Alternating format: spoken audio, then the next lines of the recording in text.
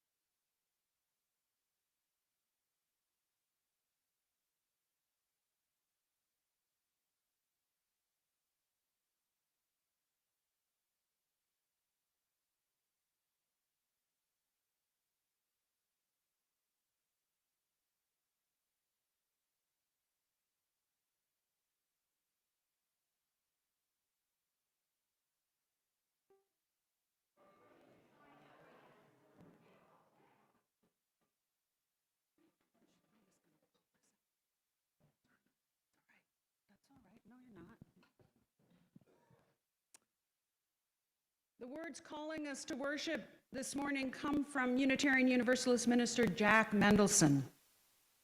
Here in this sanctuary of ancient dreams and wisdom and beauty, we come to grow, to be healed, to stretch mind and heart, to be challenged, renewed, to be helped in our own continuing struggles for meaning and for love, to help build a world with more justice and mercy in it, to be counted among the hopers and the doers.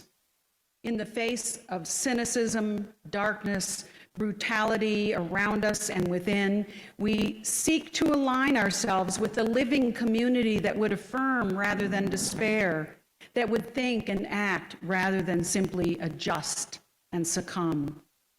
Here, we invite the spirit of our own humanity and the healing powers under, around, through, and beyond it to give us the nerve and grace, the toughness and sensitivity to search out the truth that frees and the life that maketh all things new. And if you are on Zoom, please light your chalice at home as we light the community chalice here in the sanctuary. And I'll ask Chris, our worship associate, to light the chalice here as we hear the words spoken in this congregation frequently. Love is the spirit of this church, and service is its law. This is our great covenant, to dwell together in peace, to seek the truth in love, and to help one another. All right, I'm excited. If you've brought a book today, have you brought a book? Yay! Or if some of you have brought 2 or 3, bring them forward because maybe someone forgot their book, and that way everybody can participate. So please, abundance is our friend today. So if you've brought a book today, please bring it forward to the altar. Hang on, and I'm going to just give you little instructions. Ready to find a new home. I know it's exciting. If you can, If there's a pencil there in the chair in front of you, I don't know, write your name in the front of your book on the first page so that the new receiver might appreciate where it came from. And maybe even strike up a conversation with you during coffee hour. This is part of the fun of doing this. So if you have your name in there, I brought 2 books, I wrote my name, and then you'll know that those books came from me. Okay, so you do the same thing, and I think I'm going to invite you to come from the outside of like the front rows first and come toward the middle. Leave your book on the altar and then go back to your seat down the middle. Does that make sense? We'll have music to accompany us. Okay, front rows first.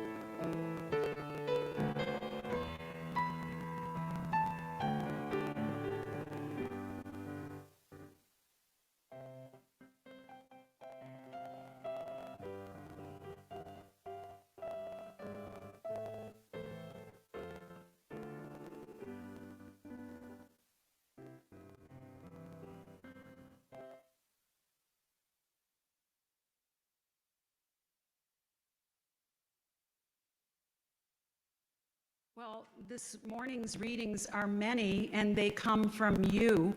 So we have readers in the, unless I forgot something. Did I forget something?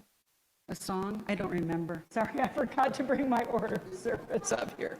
Am I doing the right thing, Chris? Song! We're going to sing and then do the readings. Let's sing.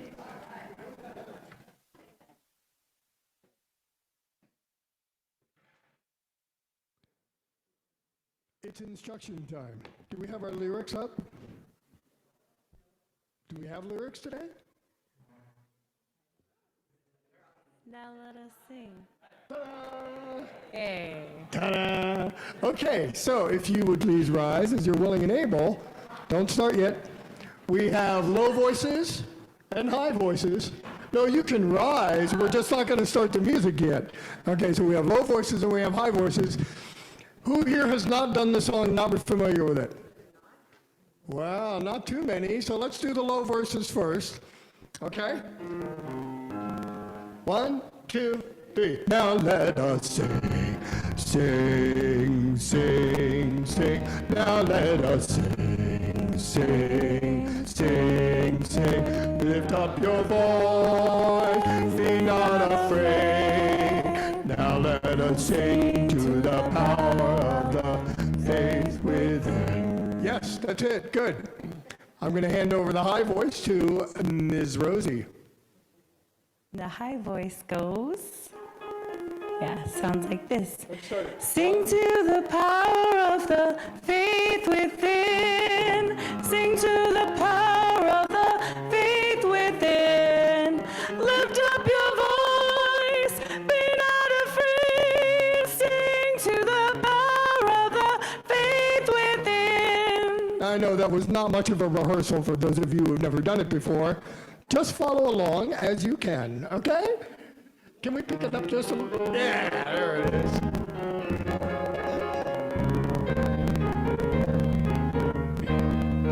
Now let us Sing to the power of the faith within. Now let us Sing to the power of the faith within.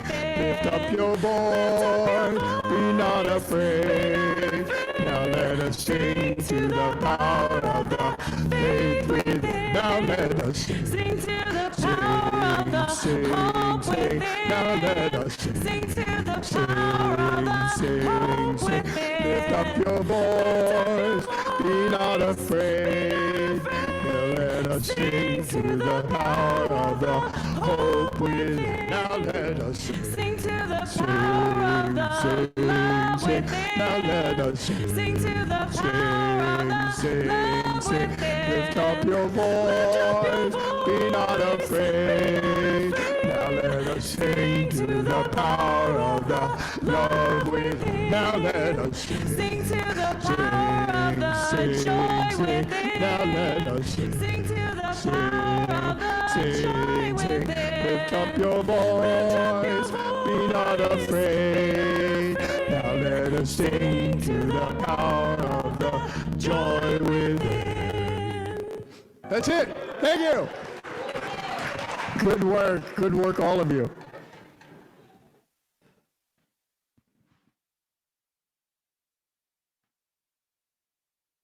So now the readings for this service.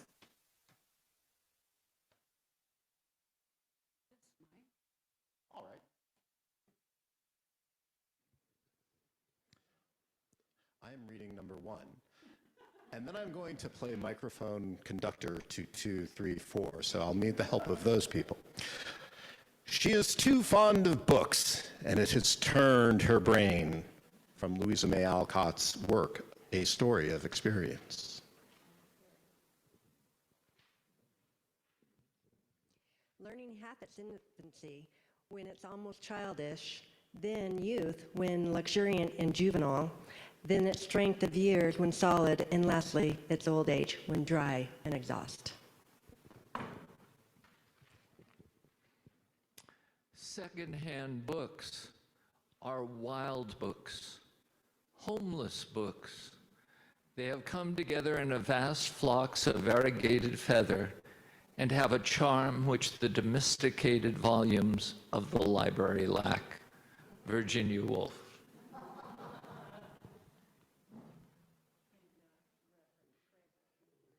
Oh, yes. Tracy read Francis Bacon. Thank you, Bill. I thought it was Emerson. Well, you're doing Emerson. Is this 4? You are. Why did you say bacon?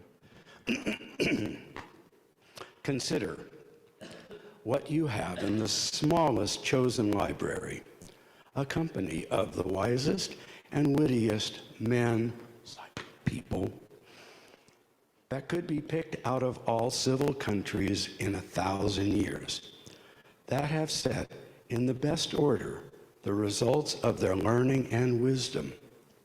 The men themselves, people, were hid and inaccessible, solitary, impatient of interruption, fenced by etiquette. But the thought which they did not uncover to their bosom friends is here written out in transparent words to us, the strangers of another age. Ralph Waldo Emerson.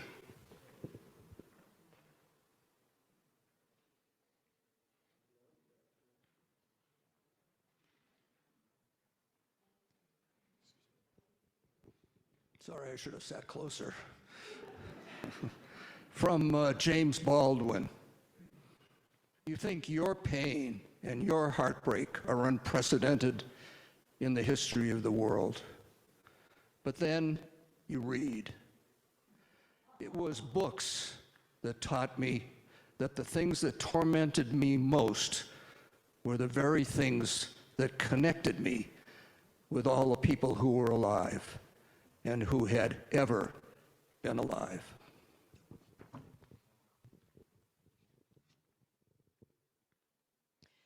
Those who find ugly meanings in beautiful things are corrupt without being charming. This is a fault. Those who find beautiful meanings in beautiful things are cultivated. For these there is hope. They are the elect, to whom beautiful things mean only beauty. There is no such thing as a moral or an immoral book. Books are well written or badly written. That is all. Oscar Wilde, Picture of Dorian Gray.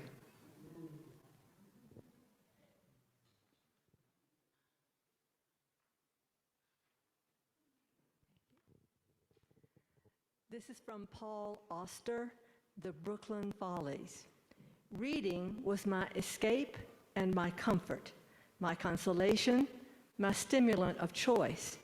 Reading for the pure pleasure of it, for the beautiful stillness that surrounds you when you hear an author's words reverberating in your head.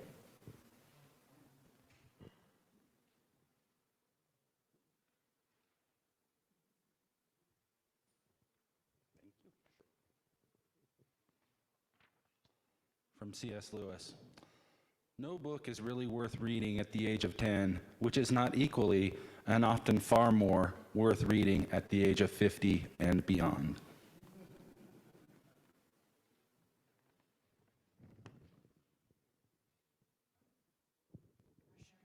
Reading from Daniel Pennock.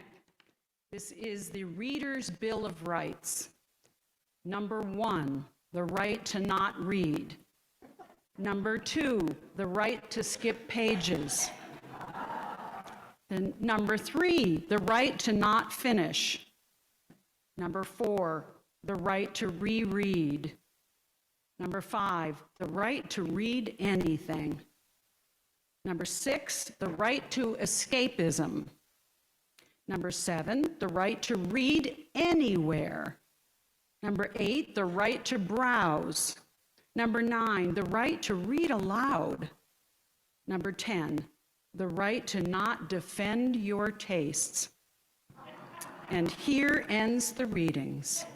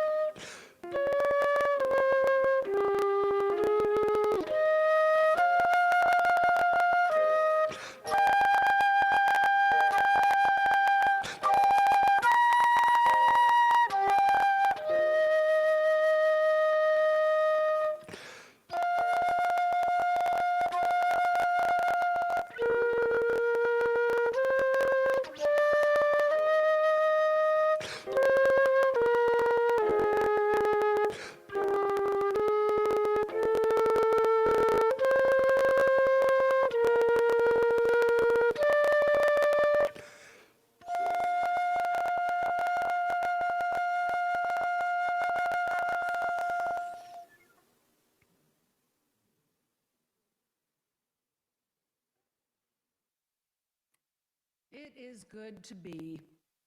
It is good to be here. It is good to be here with you. I'm glad to return to this pulpit one more time, just as you are ready to welcome your new interim minister. I'm sure you will do good ministry together, learning and growing to serve the community and deepen spiritually. Finishing out these last weeks of summer, gently moving with this season toward its close, I want to offer a way to appreciate these warm, relaxing months in which we live, lifting up one of our values, named in more than one of our principles, as well as in the brand new revised language of our UUA bylaws, the ethic of learning, curiosity, the value of growth and education, the ongoing search for truth and meaning. That value often comes to us through books and by reading. In recent days, this value has come under fire, with states like Florida banning more than 350 books in the past year. Librarians across the country now are feeling like they are forced to become activists for protecting their carefully curated collections. Readers, particularly students, are losing their access to information, and librarians and teachers are under attack to keep their jobs. Even picture books are becoming part of an historic spike in efforts to restrict literature in classrooms and K-12 libraries. Locally, just a few weeks ago, I read that a library board member's reappointment was rejected by the Washoe commissioners. This librarian responded that actually she felt a sense of relief after having received so many public attacks. This kind of feels like a heavy subject.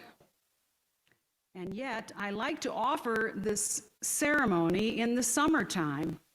I created this book communion or ceremony way back in the early 2000s when I was serving in the UU Church in Hayward, California, because it's a time when we find ourselves with the inclination or the time to read on beaches or in cabins or tents, maybe even on the airplane. Groucho Marx supposedly once said, "Outside of a dog, a book is man's best friend." But you know how that goes, right? Inside of a dog, it's too dark to read. But hey, that's why we have the Kindle Fire, right? Because it comes with a backlight, and you can read at night without bothering your bed partner or your dog. I remember long ago when I was a college undergrad with loads of studying to do, navigating for myself a cozy place to settle in, a place to do research, long before the days of Google. My study hall was in the Harlan Hatcher Graduate School Library at the University of Michigan, the Stacks. Here were 6 floors, and then these clever half floors in between the 6 floors. They were tightly packed, like if you were going to go to a half floor, you'd go to the 3rd floor and then climb up a half a flight, and then you'd have books on stacked halfway up there. And they were deliciously fragrant, dusty old books. This was better than a bookstore because these volumes were obscure, and they were there to serve as friends of sort, to offer their services should they be needed, or simply the reminder that they could serve as quiet companions for the day spent in deep contemplation. Now, so many years later, those books, those stacks, that distinctive smell are still there. I looked it up, and actually I saw videos on YouTube of my favorite stacks, and they look really pretty much just the same, only more books. And the metal shelving there holds over 3.5 million volumes and a staff circulating 500,000 books a year. I was welcomed at a very early age into book culture. I have so many warm, fond memories of books and libraries from my early years. So, what do I mean by book culture? I believe that book culture is a place, a society that values learning, that pays attention to reading, that puts a high regard on the rights of that society to keep on learning, both through the wisdom of the many sacred texts, through classic and contemporary literature, and art of all cultures, whether or not they are commonly adhered to by all in the culture. And by this definition, I'm not aiming to exclude, but rather to lift up and respect and appreciation for oral culture, or what is known as oral tradition. In many cultures, this is how most important values and traditions are handed to the next generation, through storytelling, songs, chants, and sayings. Oral tradition appreciates growth and learning, a demand to listen and pass on the wisdom to each generation. To welcome all, to be a justice-seeking people, we can examine societal structures of oppression that keep us from healthy core values. Banning books, or historically not allowing reading and education in particular class structures, has been a way to maintain systems of oppression. Famed author Ray Bradbury, author of Fahrenheit 451, Ray Bradbury, as you may know, a Unitarian Universalist himself, believed that you don't have to burn books to destroy a culture. You just have to get people to stop reading them. You can just remove access to culture, to opportunities for critical thinking or imagination, discovery of new eternal truths. I'm reminding of a protest sign I saw in responding to mass incarceration, especially for communities of color, that read, "Books, not bars." In fact, the work of the Ella Baker Center for Human Rights, named for the civil rights activist who inspired and guided emerging leaders, works to close abusive youth prisons and champions alternatives for a broken prison system. Their work is to create alternatives, placing youth in community programs, building up leadership of families to become advocates, demanding education as a priority.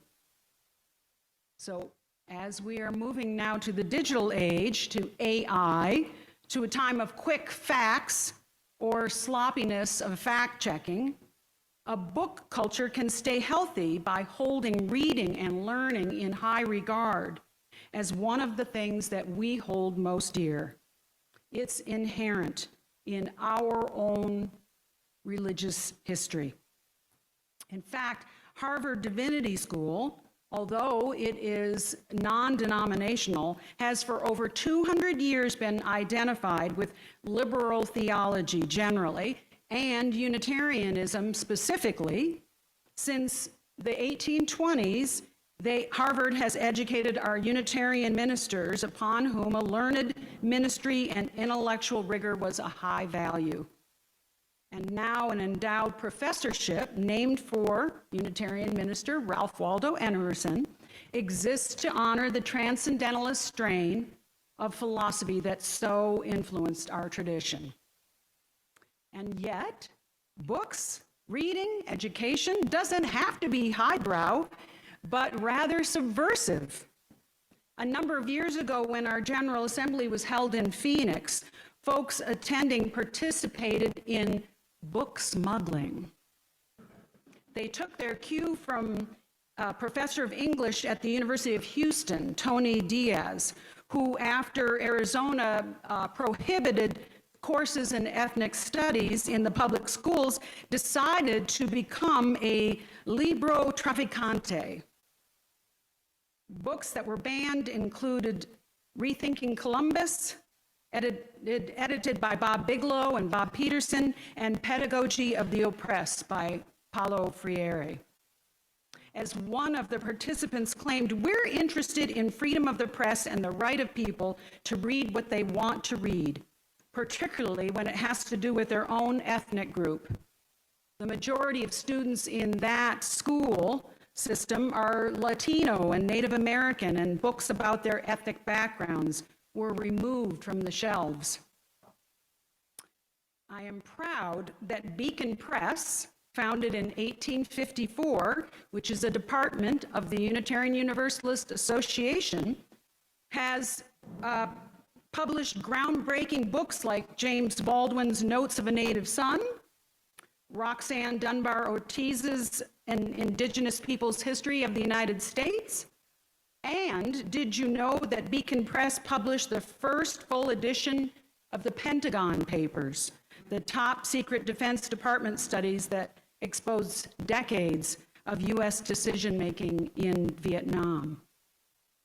Claimed in our very early religious tradition, our anti-Trinitarian forebear, the most celebrated martyr of the 16th century, Michael Servetus, was burned at the stake, and his book on the errors of the Trinity, that was at the time deemed heretical, was burned at his feet. It was the invention of the printing press that made the Reformation in religion possible, made ideas and new ideas available. And sometimes these ideas became dangerous. We are seeing ideas that are new to some today as threatening to others.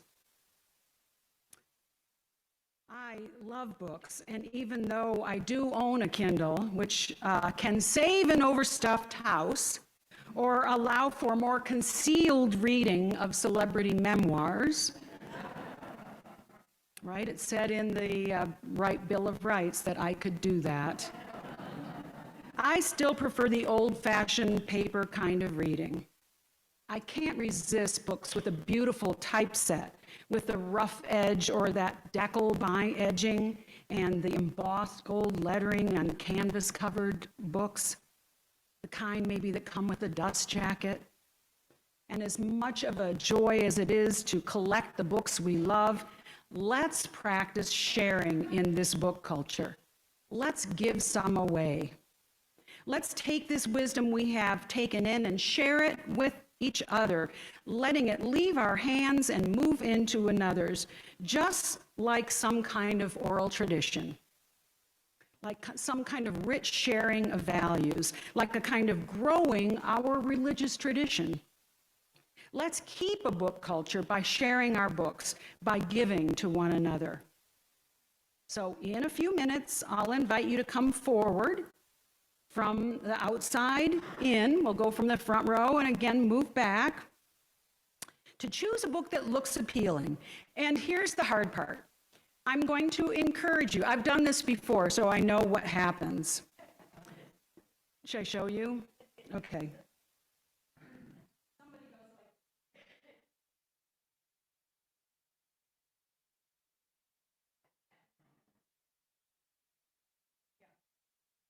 Don't do that. Don't do that.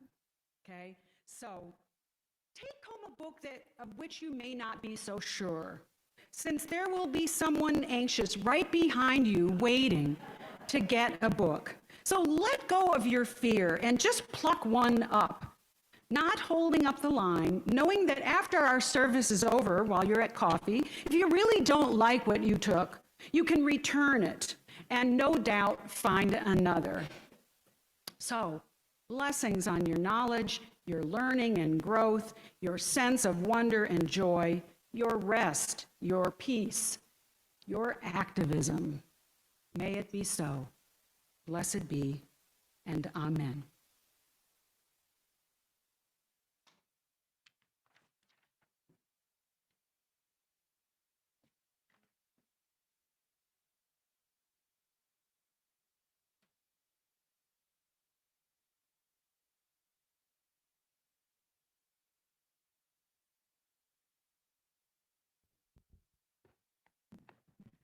Please rise as you are willing and able and join us as we sing number 158, Praise the Source of Faith and Learning.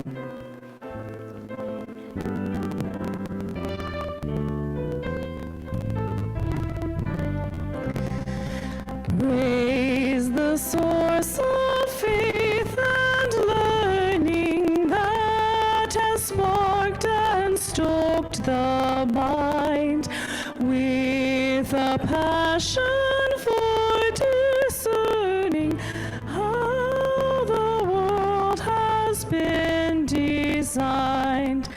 Let the sense of wonder flowing from the wonders we survey keep our faith forever growing and renew our need to pray. Source of wisdom, we acknowledge that our science and our art and the breadth of human knowledge only partial truth impart. Far beyond our calculation lies a depth we cannot sound, where the purpose for creation and the pulse of life are found. May our faith redeem the blunder of believing that our thought has displaced the grounds for wonder which ancient prophets taught. May our learning curb the error which unthinking faith can breed, lest we justify some terror with an antiquated creed.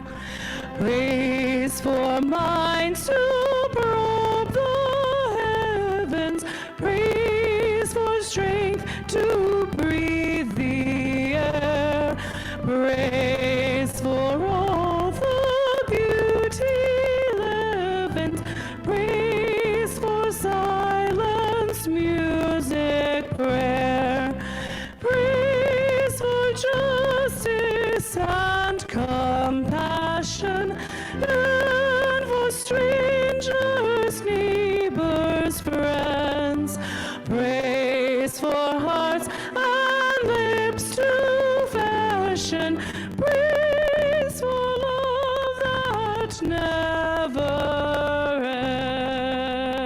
ends.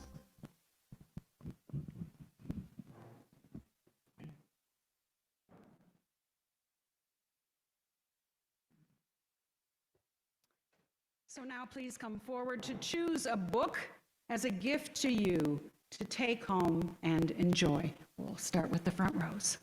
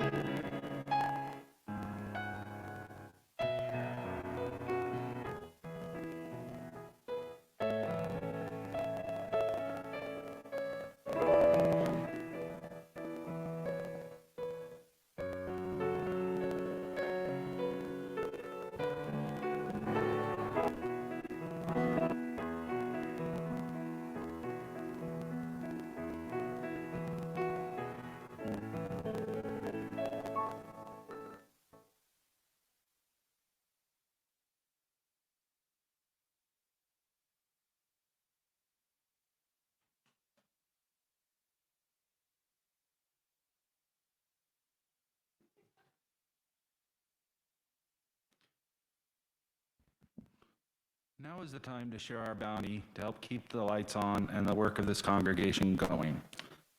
For those here in person, we'll be passing the basket. If you're following along virtually, or if you prefer electronic payments, text 73256, and type UUFNN in the body of the text and hit send. Note that you'll have the option to contribute to both our operating fund and to our Share the Plate partner. You can also mail a check to our office at 780 Del Monte Lane, Reno, Nevada 89511, or donate online on our website using our secure payment service. If you're contributing to the plate here in the sanctuary, all cash and undesignated checks are split 50-50 between the operating fund and Share the Plate. If you would like to designate where your cash goes, please indicate on the memo line of your check or place your donation in an envelope and write your intentions on the outside. Our Share the Plate recipient for August is the Northern Nevada Literacy Council. Founded in 1978, NNLC's mission is to help low-income, low-literacy adult learners achieve their literacy and educational goals. Please welcome Eddie Garcia, the Career Pathway Coordinator of NNLC, to speak more about their mission.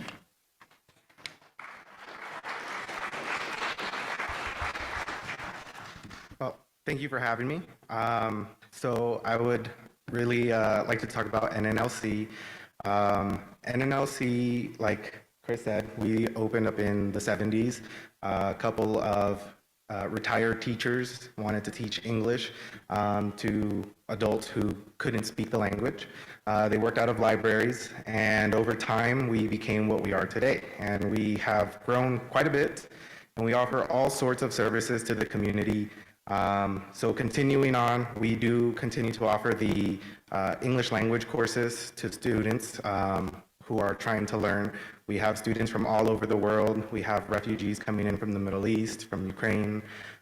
We have people who have been living here in Reno and in Nevada for years and are trying to get better job opportunities, and in doing so need to improve their English language skills. We also offer high school equivalency preparation classes, so anyone who may not have graduated through the traditional school system still has an opportunity with us to prepare for their exams and earn their diploma.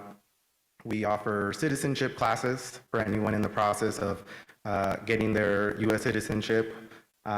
And we help them out to prepare for the interview, get them connected to legal services, make sure that they have everything that they need to be prepared for that process and come out a U.S. citizen. We also promote family literacy, so we have a program that's dedicated to working with our adult students and their children at home to make sure that they continue to promote reading and literacy skills with those growing children, make sure that they're able to keep up with the reading levels that they're supposed to be at while they're attending school. We give out free books, we hold workshops to teach parents and family members, anybody really who's involved in promoting literacy for the children, to the skills necessary to work with them as they continue to grow. And we also focus a lot of our services on ensuring that our students are able to get connected and integrate into the workforce. So we offer a lot of different training programs, whether it's administrative assistants, whether it's IT technicians. We've sent students into real estate programs and HVAC and welding. Any career that's out there for them, we help them get connected to those training programs. And a lot of times we try to make sure that they can get funding for those programs. So everything that NNLC does and what I do is make sure that the students have access to all of this. It's all free. We're all state funded, city funded, county funded, and we just want to make sure that everybody has the opportunities that they may not have had before, whatever their background. Yeah.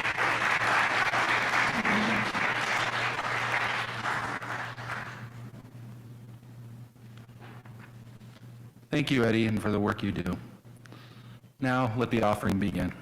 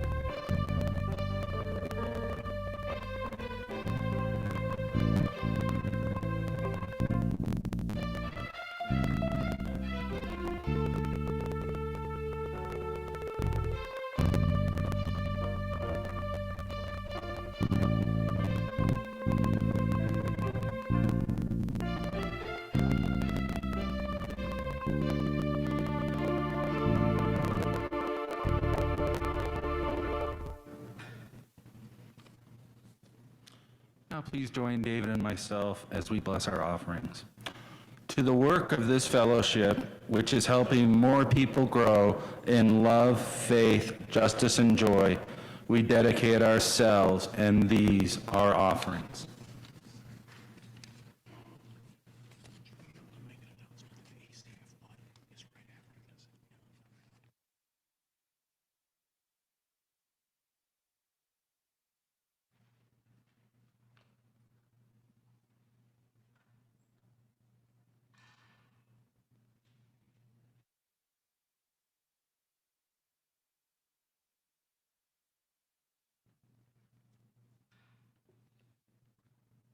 We join together now in a time of meditation or prayer, spoken at first, and then a time in the peace that silence that brings.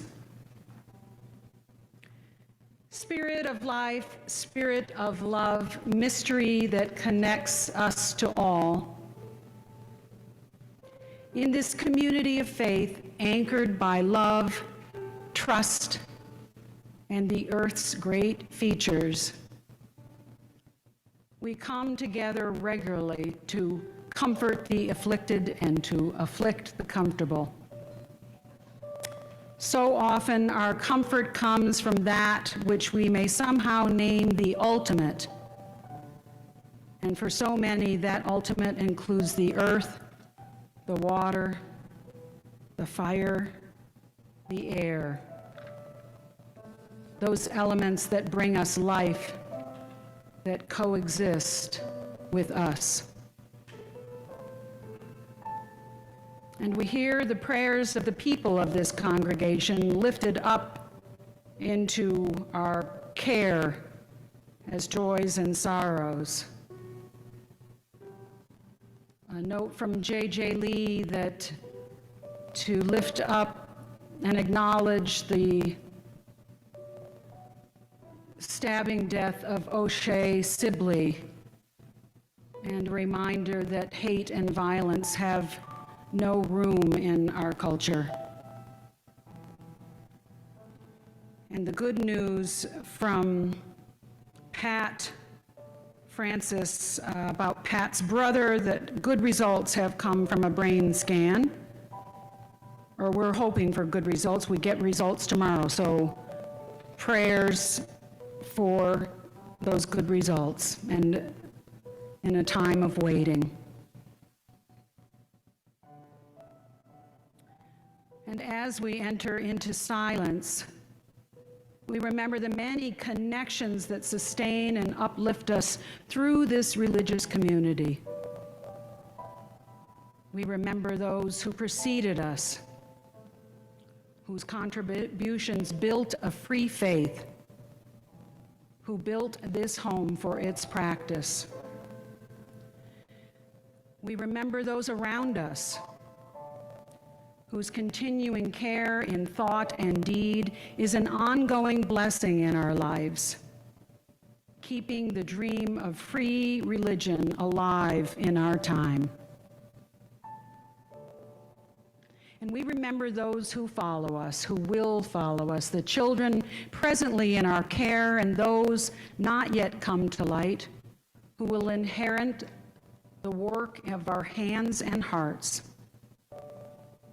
And in the silence now, we sit surrounded by these many connections, visible and invisible, that remind us every day that we are not alone.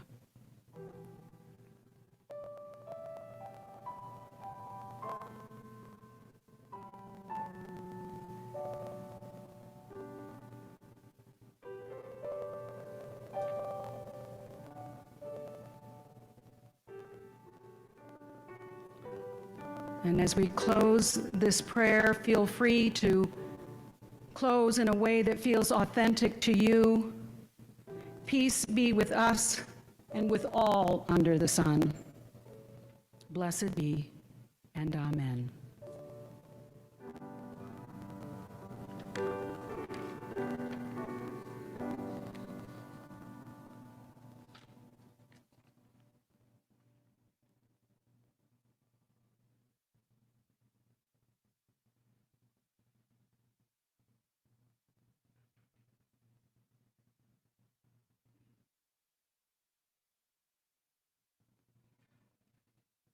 And now just a handful of announcements. Thank you all for joining us today. To receive our weekly email and other updates, please fill out a contact card at the front desk or at our website. If you're joining us here today on Zoom, please stick around afterwards for the virtual coffee hour. And if you're here in person, please enjoy coffee and conversation in the gathering room, and perhaps, if you want, peruse the remaining books and maybe swap out your selection. The Reno Posse is always accepting donations of juice bags, snack bars, and individual waters, especially during these hot summer days. Donations can be left between the two buildings any Sunday or before noon on Wednesdays. A Chosen Faith number 1, our educational series on Unitarian Universalism, is being taught today after the service. One of our greeters out front can guide you to where the class is being taught if you're interested in attending. And finally, please be sure to join us next Sunday as we say hello to our new interim minister, Reverend Shelley Thompson. Thank you.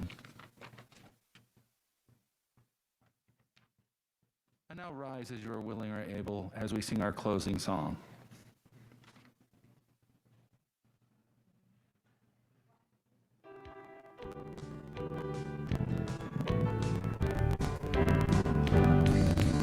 This little light of mine, I'm gonna let it shine. This little light of mine, I'm gonna let it shine. This little light of mine, I'm gonna let it shine. Let it shine, let it shine, let it shine. Everywhere I go, I'm gonna let it shine. Everywhere I go, I'm gonna let it shine. Everywhere I go, I'm gonna let it shine. Let it shine, let it shine, let it shine. Building up a world, I'm gonna let it shine. Building up a world, I'm gonna let it shine. Building up a world, I'm gonna let it shine. Let it shine, let it shine, let it shine. This little light of mine, I'm gonna let it shine. This little light of mine, I'm gonna let it shine. This little light of mine, I'm gonna let it shine. Let it shine, let it shine, let it shine.